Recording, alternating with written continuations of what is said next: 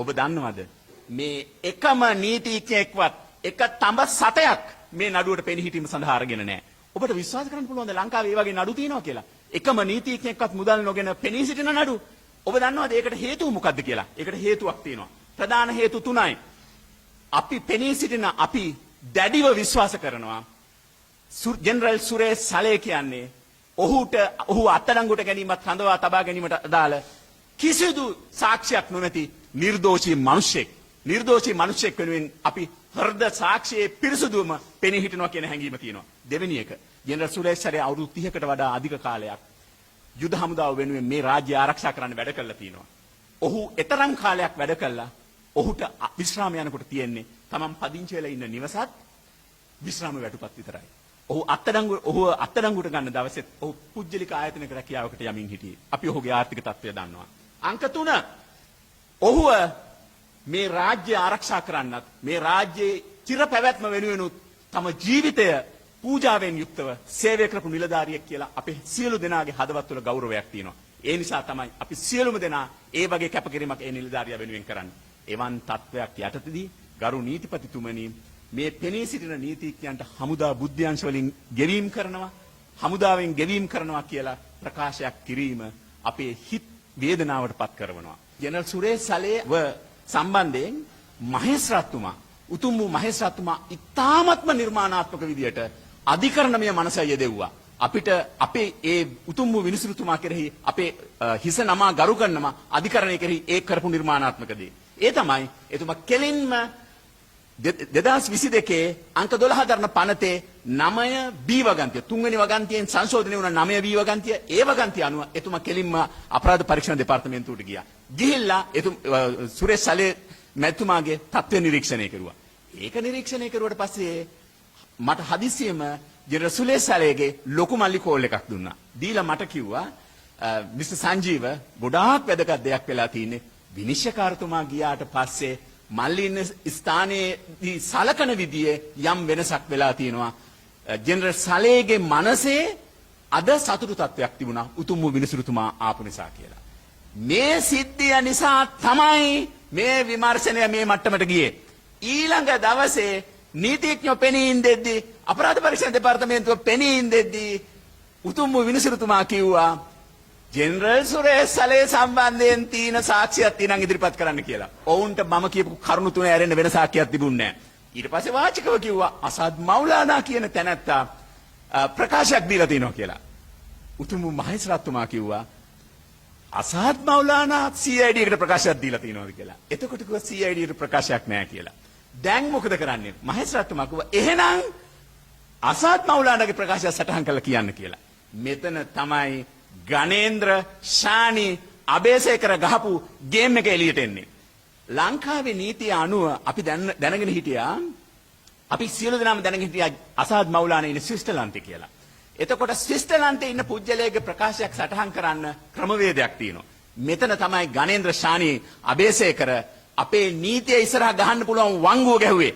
එතුමා ඒ වංගුව හිටපු ජනාධිපති අතිගරු රනිල් වික්‍රමසිංහ මහත්තයාගේ නඩුවේදී ගැහුවා. දැන් ප්‍රශ්නේ තියෙන්නේ ගණේන්ද්‍ර ශානි අබේසේකර මහත්තයාට සිද්ධ වුණා උතුම් වූ විනිසුරුතුමාගේ ඉල්ලීම අනුව ස්විට්සර්ලන්තයේ ඉන්න අසද් මෞලානාගේ ප්‍රකාශ සටහන් කරන්න. ස්විට්සර්ලන්තේ පොඩි ප්‍රශ්නයක් තියෙනවා. අසද් මෞලානා මහත්තයාවත් එයාගේ අමාත්‍යාංශ ලේකම් වෙච්ච රවි සෙනවිරත්න මහත්තයාවත් ඔය ඉල්ලීම කෙරුවේ නැහැ. ශ්‍රී ලංකා රජයේ විදේශ අමාත්‍යවරයාවත් ඒ ඉල්ලීම කෙරුවේ නැහැ. කරන්නේ නැතුව ඔවුන් බැලුවා මේ අසද් මෞලානාගේ ප්‍රකාශ සටහන් කරන්න පුළුවන්ද කියලා. ලොකු ප්‍රශ්නයක් තියෙනවා. අසද් මෞලානා ඒ රටේ ඉන්නේ ස්විට්සර්ලන්තේ ඉන්නේ රිෆියුජි ඉන්ටර්නැෂනල් රිෆියුජි කන්වෙන්ෂන් එකේ 2 ඉඳලා 8 වෙනි වගන්තිය යටතේ කරන ආරක්ෂක ක්‍රමවේදය යටතේ. ඒ ආරක්ෂක ක්‍රමවේදයේ තියෙන ප්‍රශ්නේ මොකද්ද? එයා ඒ රටට ගිහිල්ලා කියලා තියෙනවා මම දරන දේශපාලන මතය නිසා මම අයත් වන ජාතිකත්වය නිසා මම අයත් වන ආගමික ෆේත් එක නිසා මගේ ජීවිතය විනාශ වෙනවා මේ ලංකාවේ ඇතුලේ. ඒක ශ්‍රී ලංකා රජය කරන්නේ. ඒ නිසා මට ඒ රටේ ඉන්න බෑ කියලා. දැන් මේ affirmation එක ස්විට්සර්ලන්ත රජයට දීලා තිනවා. දැන් ප්‍රශ්නේ තියෙන්නේ මේ 2002 අංක 25 දරන සාපරාධි කාරණාවල අනන්‍යතා සහයෝගිතා දැක්වීමේ පනත ප්‍රතිපාදන යටතේ ගියොත් ඒ ප්‍රකාශය කරපු අධිකරණයේ රාජ්‍ය ආයතනය ඉස්සරහම අධිකරණයේ ඉස්සරහම අසාද් මවුලානට සිද්ධ වෙනවා ශ්‍රේෂ්ඨ රජයට කියන්න මම මොකද්ද ලංකාවේදී කෙරුවේ කියලා.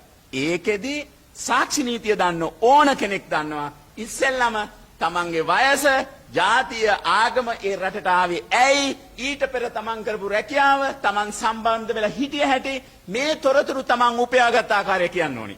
එතකොට අසාද් මවුලානට කියන්න සිද්ධ වෙනවා තමන් LTT සංවිධානයට පක්ෂව වැඩ කරපු කෙනෙක් LTT සමාජිකයෙක් කියලා. ළමා සොල්දාදුවන් බඳවගත්ත සංවිධානයක සමාජිකයෙක් කියලා. ඉන්පසුව කරුණ ෆැක්ෂන් එකත්, ඉන්පසුව පිල්ලයන් ෆැක්ෂන් එකත් වැඩ කෙරුවා කියලා. ඉන්පසුව සහරාම් හෂීම්ගේ කණ්ඩායමත් එක්ක වැඩ කෙරුවා කියලා. සහරාම් හෂීම්ගේ කණ්ඩායම කවුද කියලා ඇහුවට පස්සේ ඊස්ටර් සන්ඩේ ඇටැක් එකක් සිදු කරපු කණ්ඩායම කියලා කියවෙනවා. එතකොට අසාද් මවුලානා ස්ථිර වශයෙන්ම ත්‍රස්තවාදී කටයුත්තක් කරපු පුජ්‍යලයක් වෙනවා. ත්‍රස්තවාදී කටයුතු වලට ආධාර අනුබල දීපු සම්බන්ධ වෙච්ච කිසිම කෙනෙකුට රිෆියුජි කන්වෙන්ෂන් එකට රිෆියුජි ස්ටේටස් ලබා ගන්න බෑ. එයාව රිෆියුජි ස්ටේටස් අයින් කළා ලංකාවට එනවා. එතකොට මොකද කරන්නේ? ස්විට්සර්ලන්තයේදී ප්‍රකාශය ගන්න බෑ. කොහොමද අපේ ශානි මහත්තයාගේ මොලේ? ශානි මහත්තයා කියනවා අසාද් මවුලානට ප්‍රංශයට එන්න කියලා. දැන් අපි බලමු ප්‍රංශයේ තත්ත්වය මොකද්ද කියලා. ප්‍රංශයත් කොමන්වෙල්ත් එකට ආйти නැති රටක්.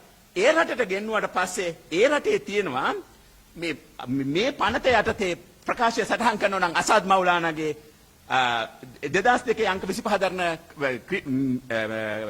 mutual assistance in criminal matters පනත යටතේ සටහන් කරනවා නම් ප්‍රංශ රජයේ ආයතනයකට ගිහිල්ලා ඕන ප්‍රකාශය කරන්න. ඒ සඳහා ප්‍රංශය නිකන් කරන්න බෑ. ප්‍රංශය යුරෝපීය රටක්. ඒකේ තියෙනවා Bureau di Lentro de Penale Internationale කියලා BEPI කියලා සංවිධාන ආයතනයක්.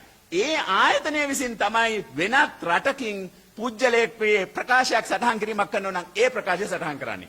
දැන් ප්‍රශ්නේ තියෙන්නේ ප්‍රංශය කියන්නේ යුරෝපා යුනියන් එකේ රටක්. ඒ යුරෝපා යුනියන් එක ත්‍රස්තවාදී තහනම් කරපු රටක්. ත්‍රස්තවාදී තහනම් කරපු සංවිධානයක්. LTT සංවිධානය තහනම් කරපු සංවිධානයක්. ඒ විතරක් නෙමෙයි මුස්ලිම් අන්තවාදයක් තහනම් කරපු සංවිධානයක් රටක්. දැන් ප්‍රශ්නේ තියෙන්නේ ඒ රටේ මේ Bureau di Lentroid Penale Internationale කියන ආයතනය ඇතුළට ගිහිල්ලා අසාද් මවුලානට කියන්න බෑ මම LTT සංවිධානයේ ඉඳලා තිනවා, කරුණ ෆැක්ෂන් එකේ ඉඳලා තිනවා, ඊට පස්සේ පිල්ලයන් ෆැක්ෂන් එකේ ඉඳලා තිනවා, ඊට පස්සේ සහරාන් හසින්ගේ තෞහිඩ් ජමාත් එක සම්බන්ධ වෙලා වැඩ කරලා තිනවා. ඔවුන් සමග මං ගනුදෙනු කළා කිව්ව ගමන්ම යුරෝපා නීතිය අනුව එයාව අත්අඩංගුවට ගන්න ඕන. දැන් ශානි මහත්තයා කොහොමද මේකට උත්තර හොයන්නේ? ශානි මහත්තයා කරපු දේ දන්නවද? මේක තමයි මේ රට දැනගන්න ඕනේ. ශානි අසාද් මවුලානට කිව්වා ලංකාවේ තානාපති කාර්යාලය ඇතුළට එන්න කියලා. තානාපති කාර්යාලයට ඇතුළට එන්න කියලා. තානාපති කාර්යාලය ඇතුළේදී එයාව හමු වුණා කියලා තමයි අධිකරණයට කරුණු වාර්තා කරුවේ. දැන් අපිට පොඩි ප්‍රශ්නයක් තියෙනවා. ඒ තමයි ශානි මහත්තයෝ ඔබ ශ්‍රී ලංකා ජනරජයේ ඒකාබද්ධ අරමුදලින් වැටුප් ගන්න පුජ්‍යලෙක්. ඔබ කොහොමද ඔහු මේ අසාද් මවුලාන එසේ මෙසේ එක්කෙනෙක් නෙමෙයි. ලංකාවේ රජයෙන් වරෙන්තු දෙකක් නිකුත් වෙච්ච පුජ්‍යලෙක්. B 811 2023 MC කල්මුනේ වලින් වරෙන්තුවක් නිකුත් කරලා තියෙනවා ස්ත්‍රී දූෂණයක් කළා. ඊට අමතරව තවත් නඩුවකින් වරෙන්තුවක් නිකුත් වෙලා තියෙනවා. වරෙන්තු දෙකක් නිකුත් වෙච්ච පුජ්‍යලෙක් ඔබ විශ්‍රාමික පොලිස් නිලධාරියෙක් වුණාට රජයෙන් වැටුප් ගන්න නිලධාරියෙක් හැටියට ලංකාවේ තානාපති කාර්යාලය කියන්නේ ලංකාවේ දේශභූමිය හැටියට තමයි සැලකෙන්නේ ජාත්‍යන්තර නීතිය අනුව. ඒක ඇතුළට ගිහිල්ලා හම්බ වෙලා ඔබ මතක තියාගන්න Prevention of Crime Act කියලා එකක් තියෙනවා. 1979 අංක 15 දරන Criminal Procedure Code Act එක තියෙනවා. ඒ Act එක අනුව රජයේ නිලධාරියෙක් හැටියට ඔහු අත්අඩංගුවටගෙන රජයට කුදලාගෙන එන්න වගකීමක් තියෙනවා. නිසි අධිකරණ ඉදිරිපත් කරන්න. ඔබ ඔහුට වරන්තු දෙක තිබුණු බව දැනගෙන හිටියා. ඒ ගැන අපි අධිකරණයේදී කියනවා. ඒ පිළිබඳව ඔබ තවත් කටයුතු කරලා තියෙනවා. ඒ ගැනත් අපි අධිකරණයේදී කියනවා. ඔබ කොහොමද තානාපති කාර්යාලය ඇතුලේ හම්බ වෙච්ච පුජ්‍යලයේ ප්‍රකාශය සටහන් කරුවේ? ඒක තමයි අපිට තියෙන ප්‍රශ්නේ. දැන් මම කියන්නම් ඊට පස්සේ මෙයා කරපු දේ. දැන් මේ පුජ්‍යලයව හම්බ වෙලා ලංකාවට එනවා පුජ්‍යලයා නැතුව. ඇවිල්ලි ඉවර වෙලා යා කියනවා මේ ප්‍රකාශයක් මම සටහන් කරගත්තා කියලා. ඒ ප්‍රකාශයේ හරි අපූර්ව පිටු 14යි. ඔය ප්‍රකාශය වෙන මොකක් ගන්න නෙමෙයි. Channel 4 එකට හොදීපු ප්‍රකාශය. පොඩි වෙනසක් තියෙනවා ශානි අබේසේකර මහත්තයෝ. අපි පැහැදිලිවම කිව්වා ඔහු කියනවා ඔහු හමු වුණේ සැප්තැම්බර් මාසයේ කියලා. 2018 සැප්තැම්බර් මාසයේ කියලා. අපි ප්‍රකාශ සටහන් කරපු තියෙනවා CID එකේ 2018 සැප්තැම්බර් මාසයේ එතන ගයක් තිබුණේ නැහැ තිබුණේ නැහැ කියන 2018 පෙබරවාරි මාසේ හම්බ වුණා ජෙනරල් සුරේෂ් සලේ සහරන් හසීම්ව කියලා. නමුත් අපි සාක්ෂි ඇතුව CID එක සාක්ෂි සතුව තියෙනවා 2018 අගෝස්තු සහ සැප්තැම්බර් මාසවල ගියේ හැදුවේ කියලා. එතකොට එතන ගයක් තිබිලා නැහැ. ඊට අමතරව ඔහු කිව්වා ජෙනරල් සුරේෂ් සලේව ඔහු හම්බුණා ස්ථාන කීපයකදී කියලා විශේෂයෙන්ම වනාතවිල්ලුවේදී කියලා. ඒ වෙලාවේ කරවිකුලම් කියන ගමේදී කියලා. ඒක CID එක කැඳෙව්වා කුළුණු වාර්තාව සහ ටෙලිෆෝන් ඩීටේල් වාර්තාව. අසාද් මවුලානාගේ ටෙලිෆෝන් එක එතනට ඇවිල්ලත් නැහැ. සහරාන් හසීම්ගේ ටෙලිෆෝන් එක එතනට ඇවිල්ලත් නැහැ. ජෙනරල් සුරේෂ් සලේ එතනට ඇවිල්ලත් නැහැ. ජෙනරල් සුරේෂ් සලේ ඉඳලා තියෙන මැලේසියාවේ. දැන් ප්‍රශ්නේ තියෙන්නේ මේක කොහොමද ටැලි කරන්න කියලා. අපි ඉතාමත්ම වකීමෙන් කියනවා ශානි අබේසේකර මැතිතුමනි ඔබතුමා ඔය රෙකෝඩ් කරපු ස්ටේට්මන්ට් එකේ අන්න ඒ වැරදි ටික හදලා ජෙනරල් සුරේෂ් සලේ ලංකාවේ හිටිය අවස්ථාවන්ට ගැළපෙන විදියට ප්‍රකාශය වෙනස් කළා. ඊට බොහොම කාලයකට ඉස්සෙල්ලා හම්බුනායි කියලා ප්‍රකාශය හදලා තිනවා. ශානි අබේසේකර මහත්තයෝ සාක්ෂි වෙනස් කිරීම උතුම් වූ අධිකරණයට වෙනස් කරපු සාක්ෂි ඉදිරිපත් කිරීම නීතියට පටහැනි ක්‍රියාවක්. ඔබ ජ්‍යෙෂ්ඨ පොලිස් නිලධාරියෙක් මතක තියාගන්න. ඔබ ජ්‍යෙෂ්ඨ පොලිස් නිලධාරියෙක්. ඔබ කරපු වැරද්ද ගැන ඔබ නැවතත් සිහිපත් කරගන්න. අපි යලිත් කියනවා ජෙනරල් සුරේෂ් සලේට එරෙහිව එකදු සාක්ෂියක් මේ නඩුවේ නැහැ කියලා. දැන් මම ඔබට මතක් කරනවා ඊළඟට තියෙන වැදගත්ම දේ. ඔබතුමාලා දන්නවා නම් කොළඹ ස්ථිර ට්‍රයිලට් බා එක තියෙනවා. ස්ථිර ත්‍රිපුද්ගල මහාධිකරණය. ඒකේ ඉස්සරහා නඩුවක් තියෙනවා. HCTAB within brackets 29/72 කියන නඩුව. මේකේ ඉන්නවා ඇකියුස්ලා චූදිතයෝ 27 දෙනෙක්. චෝදනා ප්‍රමාණය දන්නවද? 23270ක්. 23270ක් චෝදනා. ලංකා ඉතිහාසයේ මෙච්චර නඩුවක් තිබිලා තියෙනවද? එහෙම චෝදනා තිබුණා ඇඹිලිපිටිය ළමයින් අතුරුදහන් කිරීමේ නඩුවේ. ඒක තමයි ලංකාවේ එතෙක් තිබිච්ච දීර්ඝතම නඩුව. නමුත් මේ නඩුවේ චෝදනා විතරක් 27270ක්. චූදිතයෝ 25 දෙනෙක් ඉන්නවා. ඒ ලිස්ට් එක දිගයි. මම එකක් දෙකක් කියලා නවත්තන්නම්. ඒක දිග වැඩි වෙලාව ගන්න බෑ. මේ එච්චර ලොකු වෙලාවක් ගන්න බෑ. ඒ ලිස්ට් එකේ කියලා තියෙනවා කවුද සම්පූර්ණයෙන්ම මේක ඇතුලේ හිටිය පුජ්‍යලයෝ කවුද කියලා. මේක ඇතුලේ හරිම වැදගත් කාරණයක් තියෙනවා. ඒ තමයි මේ නඩුවේ කියනවා නැෂනල් තෞහීද් ජමාත් NTJ එක පාස්කු ප්‍රහාරය සංවිධානය කිරීම සම්බන්ධයෙන් කොයි විදිහටද මැදිහත් වුනේ කියලා. ඒක අංක 1 චෝදිතයා මොහබඩ් ඉබ්‍රහීම් මොහබඩ් නෞෆර් කියන එක්කෙනා. අංක 2 මොහබඩ් සාරිදු අදාම් ලෙබ්බේ. තුන්වෙනියා හයාතු මොහමඩ් මිල්හාන් කියන එක්කෙනා. ඊළඟ එක්කෙනා මොහබඩ් ඉබ්‍රහීම් සිද්දික් අබ්දුල්ලා. මොහබඩ් ඉබ්‍රහීම් අබ්දුල් හක්. මේක දීර්ඝ එකක්. මේක 17 වෙනි හිර කූඩුවේදී මැරුණා. රක්ෂිත බන්ධනාගාර ගත වෙලා හිටියා. මේ සම්පූර්ණ චෝදනා 23270 කියවුවා මේක කියනවා මෙම පාස්කු ප්‍රහාරයට කවුද ඇසෝසියේට් කරුවේ? කවුද පහසුකම් දුන්නේ? ෆැසිලිටේටර්ස්ලා කවුද? ෆයිනෑන්ස් දුන්නේ කවුද? කුමන්ත්‍රණය කරුවේ කවුද?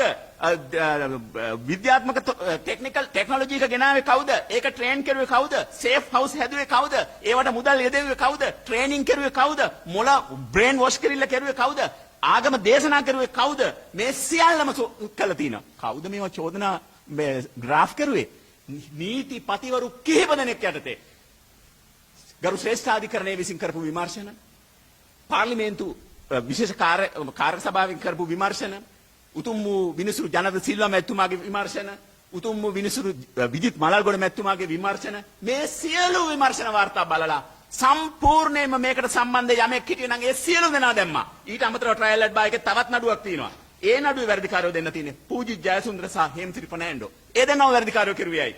හිටපු පොලිස්පතිතුමාත් හිටපු ආරක්ෂක ලේකම්තුමාත් ඒ දෙන්න ආධාර අනුබල දුන්නා කියන චෝදනාව යටතේ නඩු දාලා තිනවා. මේ සහරාන් හසීම් කරපු බෝම්බ පිපිරීමට අදාළ පාස්කු ඉරිදා ප්‍රහාරයේ කවුරු හරි එන්න තිබ්බනම් ඒ සියලු දෙනාටම නඩු දාලා තින්නේ. ජෙනරල් සුරේෂ් සලේ මහත්තයාගේ නම එකම ප්‍රකාශයක් ඇතුළේවත් එකම චෝදනාවක් ඇතුළේවත් කිසිදු තොරතුරක් දැනගත්තා කියලාවත් සටහන් වෙන්නේ නැහැ. අඩුම තරමින් සාක්ෂිකරුවෙක් හැටියටවත් ඔහුගේ නම කියවෙන්නේ නැහැ.